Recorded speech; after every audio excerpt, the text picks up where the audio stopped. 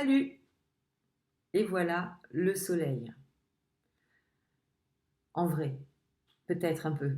En tout cas, un peu plus, c'est sûr, après ce fameux solstice d'hiver. Alors, je ne te cache pas que certainement comme toi, il me tarde d'arriver au bout de ce décompte. Déjà, je trouve que c'est vraiment une période très, très, très drainante sur le plan de l'énergie. Elle est très exigeante. Elle demande vraiment d'être réactive et pour le coup, il y a plein d'occasions sur lesquelles j'essaie d'y être et ça me pompe de l'énergie et j'imagine que c'est facilement la même chose pour toi.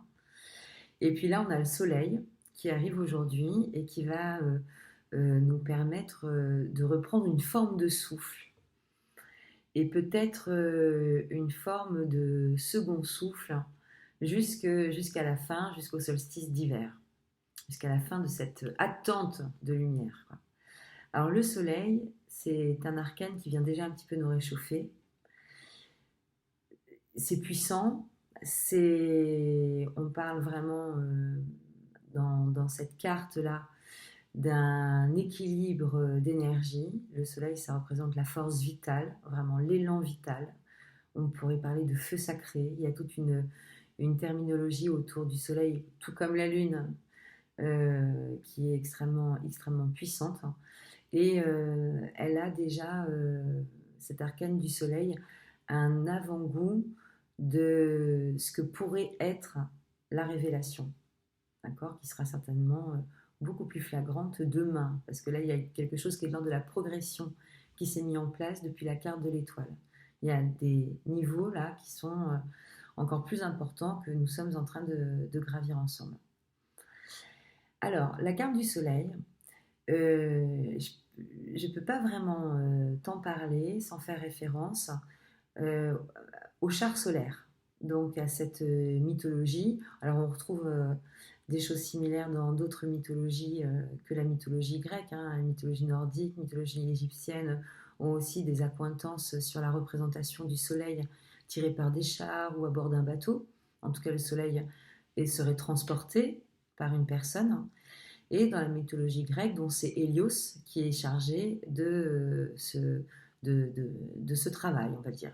C'est lui qui tire qui tient les chevaux du char dans lequel est le soleil. Donc il les mène d'est en ouest sur le temps de la journée. Et puis, Hélios, pour de multiples raisons, se trouve à devoir faire une promesse sur laquelle il ne pourra pas du tout se retrancher à son fils Phaéton. Et Phaéton lui demande donc de pouvoir conduire le char du soleil. Et en fait, arrivé à mi-chemin de la course, Phaéton prend les rênes du char du soleil et les chevaux ne reconnaissent pas du tout la main de leur maître. On dit voilà, ils ne reconnaissent pas la main de leur maître et la courbe en fait du soleil devient complètement anarchique. Donc elle monte parfois trop haut et laisse les plaines gelées et elle descend parfois trop bas et laisse les ruisseaux arides. Donc c'est marrant, c'est pas du tout un petit peu ce qu'on a le sentiment de vivre sur le plan climatique, hein. Un coup trop chaud, un coup trop froid, un coup trop sec, un coup trop humide, c'est drôle. Peut-être que Phaéton a pris les rênes du char du soleil en ce moment. Alors, pas de panique, hein. Dans la légende, ça se termine bien, enfin si je puis dire, pas pour Phaéton, parce que c'est Zeus qui mettra un terme à ce carnage climatique en allant foudroyer Phaéton. Et ainsi, Hélios peut reprendre sa place et assurer à nouveau le déroulement correct des journées.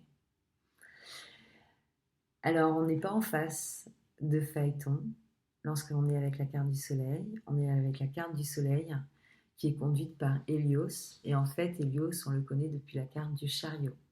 Voilà.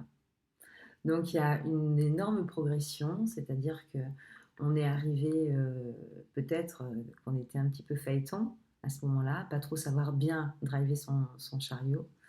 Et puis aujourd'hui, on est un peu plus soleil.